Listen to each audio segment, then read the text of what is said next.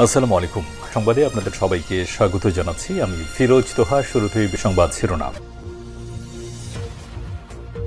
বাংলাদেশের সর্বশেষ গুরুত্বপূর্ণ আপডেট সংবাদে আপনাকে স্বাগত। শুরুতেই সংবাদ শিরোনাম, পরে বিস্তারিত। শুরুতেই জানাবো, অনির্দিষ্টকালের জন্য বন্ধ কুয়েট হল ছাড়ার নির্দেশ। নিরাপত্তার স্বার্থে খুলনা প্রকৌশল ও প্রযুক্তি বিশ্ববিদ্যালয়ের সব একাডেমিক কার্যক্রম অনির্দিষ্টকালের জন্য বন্ধ ঘোষণা করা হয়েছে। বুধবার ২৬শে ফেব্রুয়ারি সকাল ১০টার মধ্যে শিক্ষার্থীদের হল ছাড়ার নির্দেশ দেওয়া হয়েছে। উল্লেখ্য, বিএনপি নেতাকর্মীরা শিক্ষার্থীদের উপর ব্যাপক হামলা চালিয়ে ১০ জনকে গুরুতর কুপিয়ে জখম করার পর এই সিদ্ধান্ত নিয়েছে বিশ্ববিদ্যালয় সিন্ডিকেট। শিক্ষার্থীদের নিরাপত্তার জন্য এই সিদ্ধান্ত নেওয়া হয়েছে। এরপর জানাবো, ভারতীয় আধিপত্য প্রতিষ্ঠা করতেই পিলখানা হত্যাকাণ্ড করা হয়েছিল বললেন জামাত নেতা তাহের। স্বাধীন বাংলাদেশে ভারতের আধিপত্যবাদ প্রতিষ্ঠা করতেই পিলখানায় হত্যাকাণ্ডের ঘটনা ঘটানো হয়েছিল বলে মন্তব্য করেছেন বাংলাদেশ জামাত ইসলামের নায়েবে আমির ডা. সৈয়দ আবদুল্লাহ মোহাম্মদ তাহির। এদিকে গভর্নর বললেন, কয়েকটা ব্যাংক বাঁচানো যাবে না, মুখ বন্ধ রাখতে বললেন মিন্টু। বাংলাদেশ ব্যাংকের গভর্নর বলেছেন, ব্যাংক খাতে যে সমস্যা তা সবাই ভালো করে জানে। কিছু ব্যাংককে সুশাসনের মাধ্যমে বাঁচিয়ে রাখার চেষ্টা করছি, তবে কিছু ব্যাংককে আমার বাঁচানো সম্ভব নয়, কারণ তারা ১০০ টাকা ঋণ দিলে একটি পরিবারকেই ৮৭ টাকা দিয়েছে। এবারে জানাবো, রাজধানীর কেরানীগঞ্জে ছিনতাইকারী এলোপাতাড়ি ছুরিকাঘাতে এক নারী নিহত হয়েছে।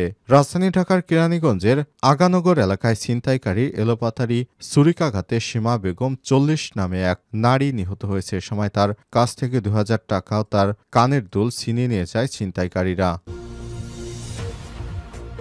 এদিকে সরকারকে নিয়ে জনমনে প্রশ্ন দেখা দিয়েছে বললেন তারেক রহমান। বিএনপির ভারপ্রাপ্ত চেয়ারম্যান তারেক রহমান বলেছেন, অন্তর্বর্তীকালীন সরকার গঠন হওয়ার পর থেকেই আমরা সমর্থন দিয়ে আসছি। আমরা চাই বর্তমান সরকার সফল হোক, তবে দেশের জনগণ নির্বাচন নিয়ে খুব কৌতূহলী। তারা নির্বাচন চায় বলেও জানান বিএনপির এই নেতা। এবং সর্বশেষ জানাবো, ৪ ভারতীয় কোম্পানিকে যুক্তরাষ্ট্রের নিষেধাজ্ঞা। ইরানের তেল বাণিজ্যের সঙ্গে জড়িত থাকার অভিযোগে ৪ ভারতীয় কোম্পানিকে নিষেধাজ্ঞার আওতায় এনেছে মার্কিন যুক্তরাষ্ট্র। ইরান এর উপর চাপ প্রয়োগ করতে ট্রাম্প প্রশাসন এর অংশ হিসেবে এই নিষেধাজ্ঞা কার্যকর করেছে। প্রিয় দর্শক, এতক্ষণ শুনছিলেন সংবাদ শিরোনাম, এবারে বিস্তারিত। তবে তার আগে বন্ধুরা, অনুরোধ থাকবে সংবাদটিতে একটি লাইক দিন। এই চ্যানেলে আপনি নতুন হয়ে থাকলে আমাদের সংবাদটি দেখতে দেখতে চ্যানেলটি সাবস্ক্রাইব করে রাখুন, যাতে করে বন্ধুরা আমাদের পরবর্তী লেটেস্ট আপডেট সংবাদগুলো সবার আগে আপনার কাছে পৌঁছে যায়। এবারে বিস্তারিত। অনির্দিষ্টকালের জন্য বন্ধ কুয়েট হল ছাড়ার নির্দেশ।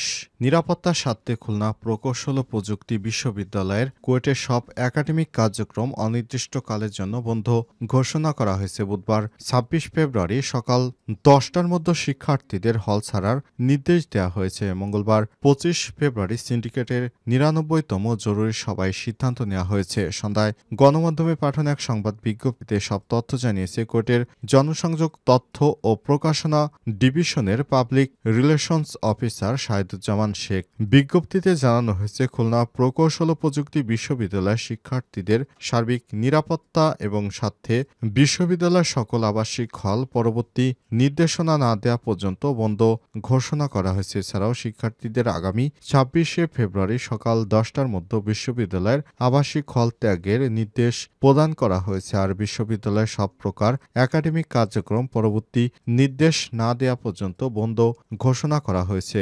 উল্লেখ্য, কুয়েটে ছাত্রদলের নেতাকর্মীরা শিক্ষার্থীদের উপর ব্যাপক হামলা চালায়। তারা কুপিয়ে গুরুতর জখম করে ১০ জন নিরীহ শিক্ষার্থীদের। এই ঘটনায় অন্তত ৫০ জন শিক্ষার্থী গুরুতর আহত হয়েছে।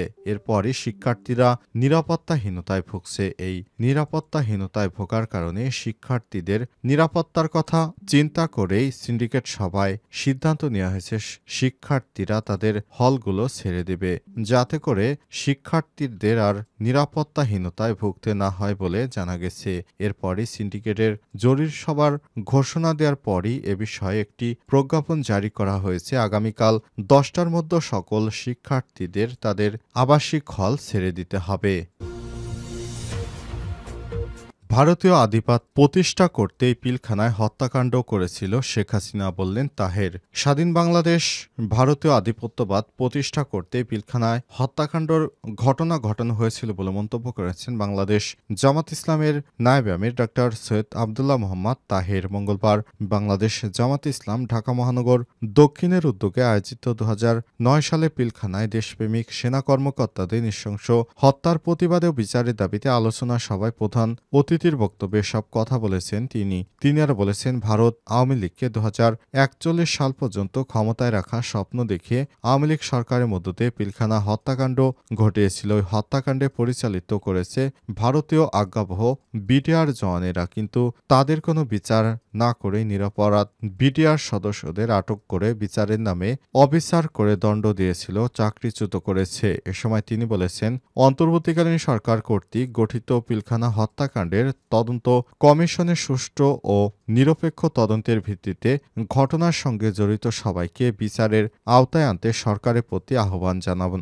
বিএনপি সহ সব দলকে 5 বিষয়ে ঐক্যমত হয়ে জাতির সামনে শপথ করার আহ্বান জানিয়ে ডক্টর সৈয়দ আবদুল্লাহ মোহাম্মদ তাহির বলেছেন, স্বাধীনতা সার্বভৌমত্ব রক্ষায় নো কম্প্রোমাইজ, নো আপোষ, দুর্নীতি, চাঁদাবাজি, সন্ত্রাসীদের বিরুদ্ধে জিরো টলারেন্স, সুষ্ঠু নির্বাচনের জন্য প্রতিজ্ঞাবদ্ধ জাতীয় স্বার্থ ও এক অভিন্ন দেশের উন্নয়নে দলের জন্য দলের চেয়ে দেশবড় নীতি অবলম্বন, এই 5 বিষয়ে ঐক্যমত্য হয়ে জাতির সামনে শপথ গ্রহণ করতে না পারলে তিনি রাজনীতি ছেড়ে দেওয়ারও আহ্বান জানিয়েছেন।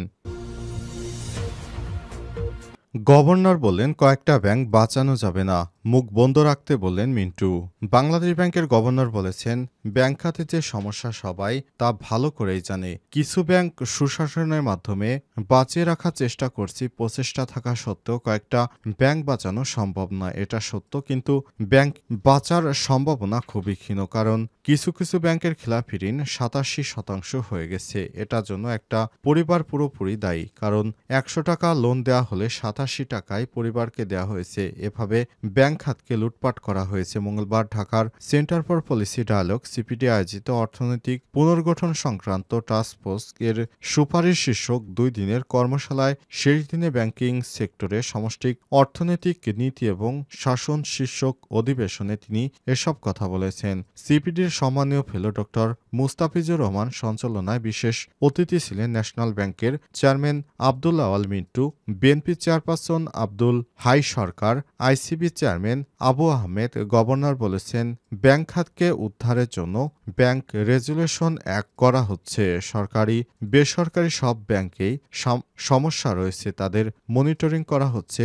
বেশ কিছু সরকারি ব্যাংকেও প্রচুর সমস্যা রয়েছে। তিনি আরও বলেছেন, আর্থিক প্রতিষ্ঠান বিভাগ এফআইডি যাতে ব্যাংকিং খাতে কোনো প্রভাব ফেলতে না পারে সেজন্য নিয়মকানুন তৈরি করা হচ্ছে। রাজধানীর কেরানীগঞ্জে ছিনতাইকারী এলোপাতাড়ি ছুরিকাঘাতে নারী নিহত। ঢাকার কেরানীগঞ্জে আগানগর এলাকায় ছিনতাইকারীর এলোপাতাড়ি ছুরিকাঘাতে সীমা বেগম 40 নামে এক নারী নিহত হয়েছেন।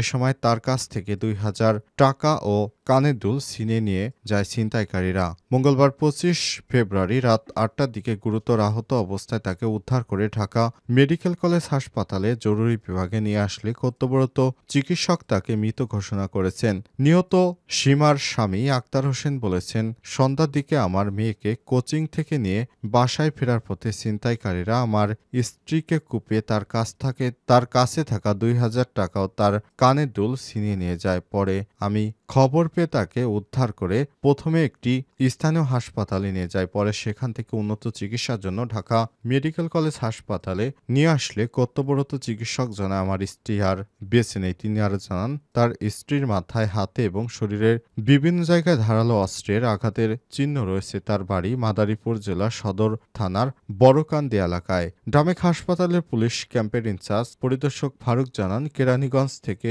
গুরুতর আহত অবস্থায় এক নারীকে হাসপাতালে জরুরি বিভাগে নিয়ে আসা হয়। পরে চিকিৎসক তাকে মৃত ঘোষণা করেছেন। মরদেহটি হাসপাতালে জরুরি বিভাগের মর্গে রাখা হয়েছে।